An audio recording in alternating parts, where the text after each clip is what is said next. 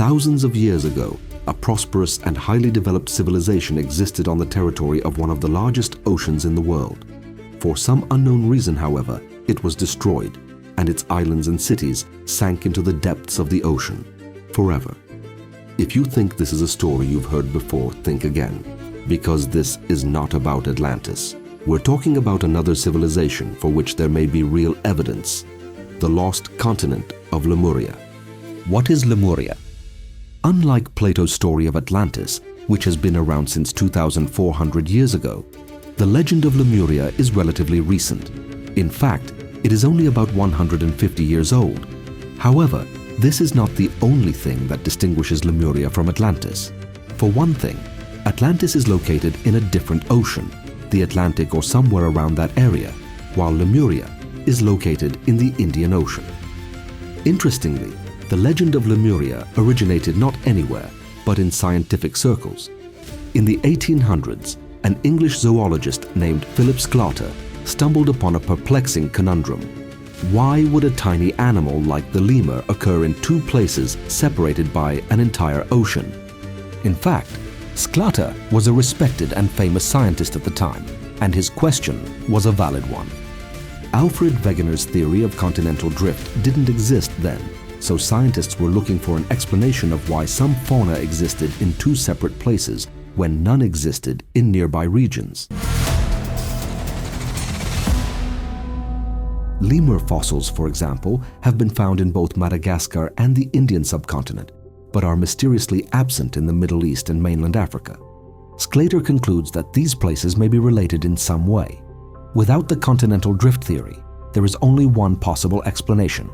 Land must have existed long ago in place of the vast ocean. But instead of simply suggesting that a land bridge may have connected Madagascar and the Indian subcontinent, Sclater proposes an even more interesting theory. An entire continent once existed in the Indian Ocean. For some reason, however, this continent was submerged. He named it Lemuria, after the lemurs that caused this discovery.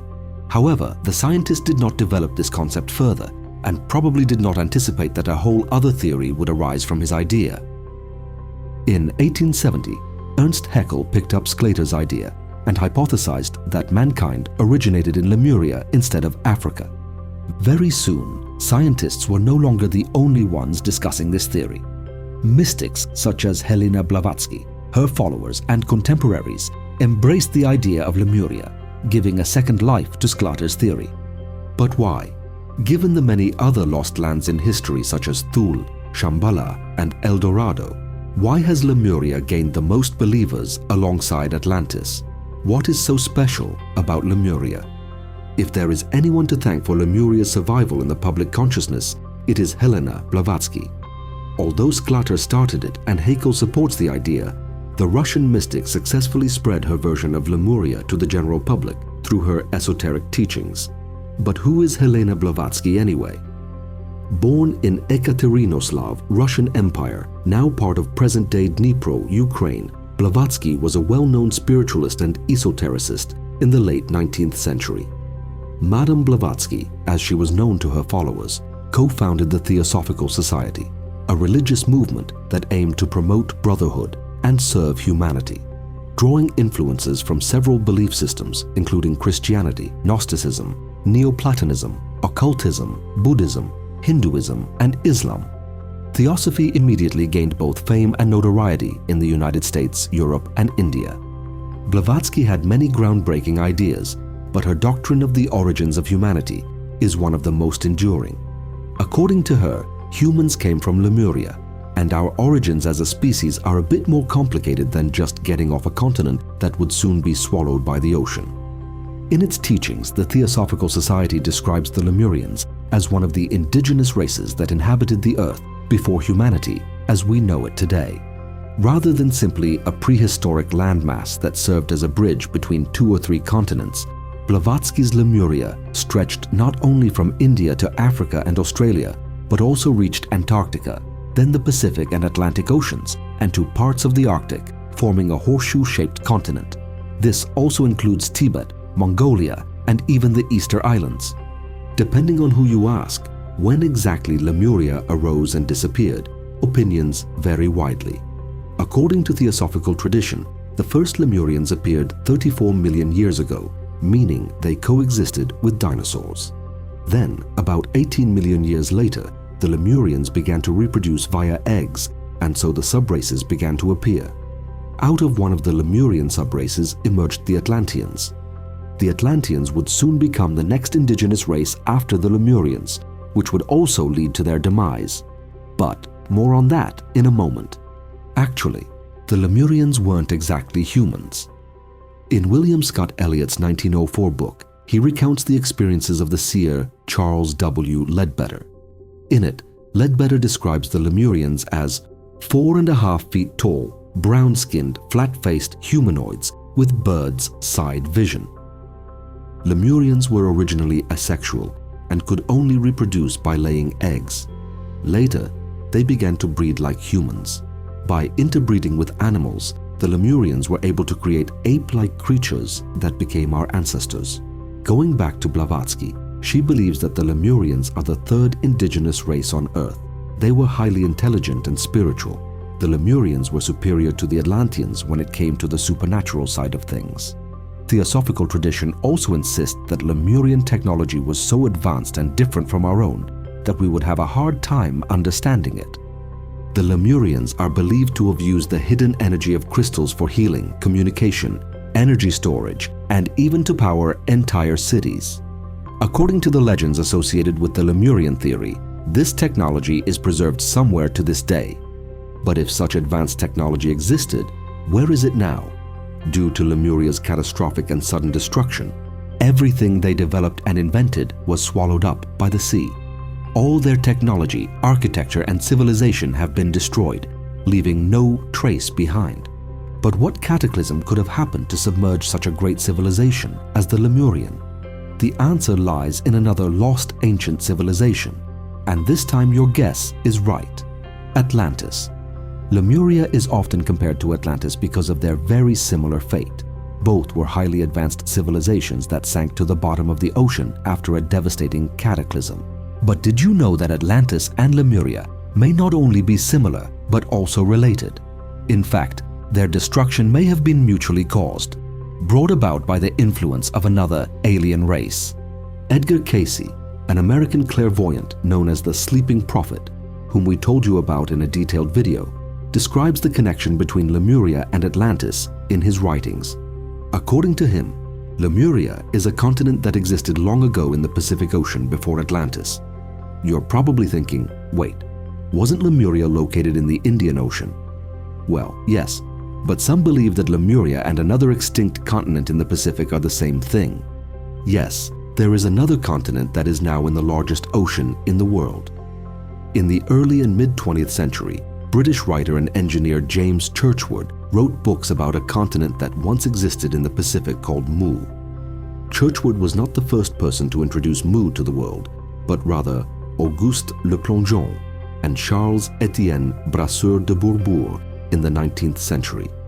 After his explorations of Mayan ruins in the Yucatan and his study of de Bourbourg's translation of the Madrid Codex, Le Plongeon believed that it was Mu, not Atlantis, that was the birthplace of civilization. When the cataclysm came, the survivors of Mu fled to the neighboring continents and resumed civilization.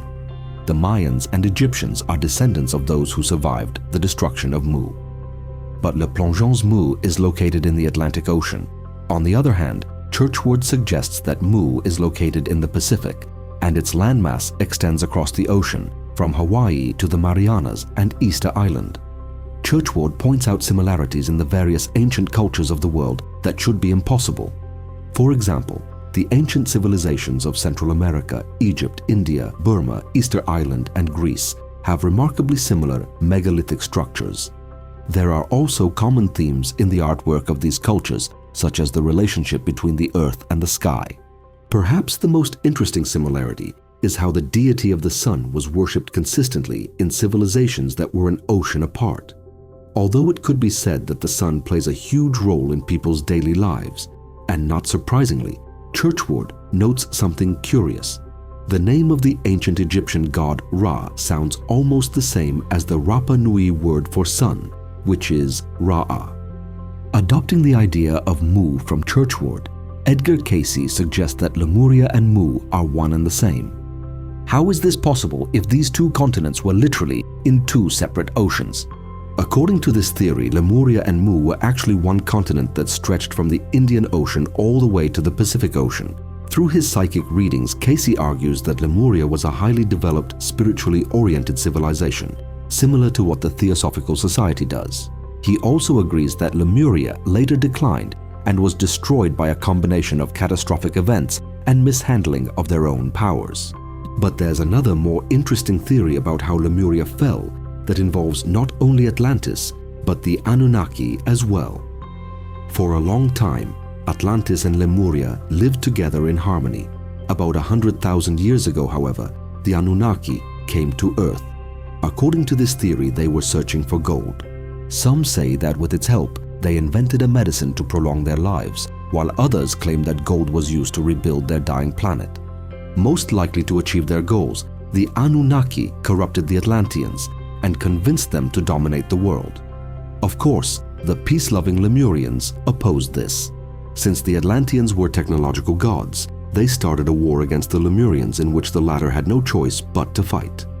A nuclear war ensued, causing the mutual destruction of both continents. It was so devastating that it destroyed virtually all evidence of their existence and submerged the continents underwater, effectively returning human civilization to zero. Where is Lemuria today? No one can say for sure. There are theories that some Lemurians survived the catastrophe, and also some Atlanteans. They fled to other continents and rebuilt civilization from scratch, leaving traces of their existence through architecture and artwork.